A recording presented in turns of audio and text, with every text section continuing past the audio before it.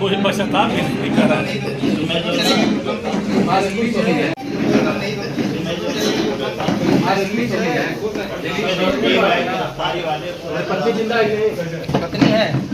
क्या मार के खुश हैं आप? मार के खुश हैं? मार के खुश हैं? रिलीज नहीं है क्या? प्रेस रिलीज इधर तो बने कोई मशक्कत नहीं कर रहा है। एक सिपाही खड़ा कर दीजिए।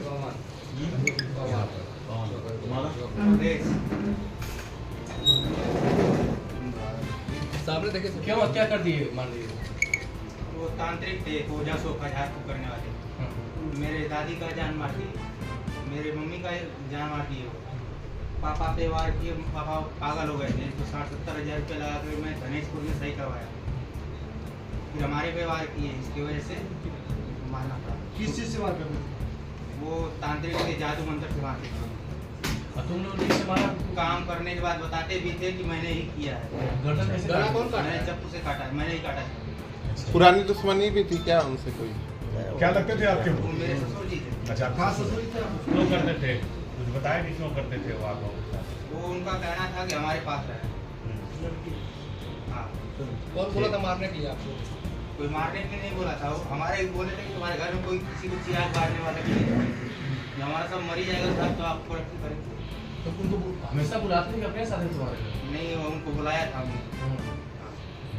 प्लानिंग कोई मरीज नहीं आते थे, हम बुलाते थे कभी। क्या इस बार बुला के क्या वजह से बुलाया था इस बार? इस बार बुलाया था हमने चूतिया बना करके कि मेरा छोटे भाई है, उसका शादी करवाना है। एक लोगों ने बोला है कि यार लड़की देख लो, उसी की बातें वो चढ़ गए वहाँ यहाँ पे। इतनी दर्दनाक हत्या कैसे हुई? आपने गला काट दिया। मेरी मम्मी ने जाना कि हर 20 तारीख को मम्मी हमारे एक्सपायर हुई। कहाँ ससुराल है आपका? क्या हुई थी? क्या अपडेट है सर उसमें? कितने लोग गिरफ्तारी हुई है? क्यों हत्या हुई थी? क्या मामला है? ये दिनांक 30/6/2026 को जमालपुर मिर्ज़ापुर के पास में जो ये गोरखपुर मार्ग है, उस पे हाईवे के अंडरपास के नीचे एक अज्ञात शव मिला था, जिसका सर कटा हुआ था, जिसकी पहचान बाद में ये सुभाष बांसपुर निवासी सद्दोपुर थाना मोहम्मदाबाद गोहना के रूप में हुई। ये काफ़ी दिन से गोरखपुर में रहते थे और इनकी बेटी थाना घोसी में जो भरत बांसपुर हैं मशीना के रहने वाले, इनके बेटे के साथ हुई। तो ये दिनांक 1/7 को ये सूचना दी गई इनके सुभाष बांसपुर के बेटे हरकेश के द्वारा कि मेरे पिता की हत्या करके फला के लोगों के द्वारा लाश छिपा दी गई थी। इस पे इन लोगों को आज कल गिरफ्तार किया गया है, जिसमें सुभाष भरत बांसपुर और अवधेश कुमार जो इनके बेटे हैं और पवन बांसपुर जो इनका बेटा है, प्लस इनका एक रिश्तेदार है जो बबलू कुमार, ये घोसी का ही रहने वाले। इनको 4 लोगों को आज गिरफ्तार किया गया है। इसमें इनका कहना कि जो भरत बांसपुर है, इसकी जो माँ थी वो बीमार चल रही थी। मृतक जो है तांत्रिक का काम करता था और कुछ भूत प्रेत का झाड़ फूंक करता था। इनसे इन्होंने झाड़ फूंक के लिए भी कहा था और इस दौरान इनकी माँ की मृत्यु हो गई। बाद में इसकी पत्नी बीमार हुई, जिन्होंने उनसे बात की झाड़ फूंक के लिए, उसमें भी बाद में बीमारी के कारण उनकी मृत्यु हो गई। मृत्यु के बाद इनको ये लगा कि इन्होंने कुछ तंत्र मंत्र कर दिया है जिससे हमारे घर में मौत हो रही है।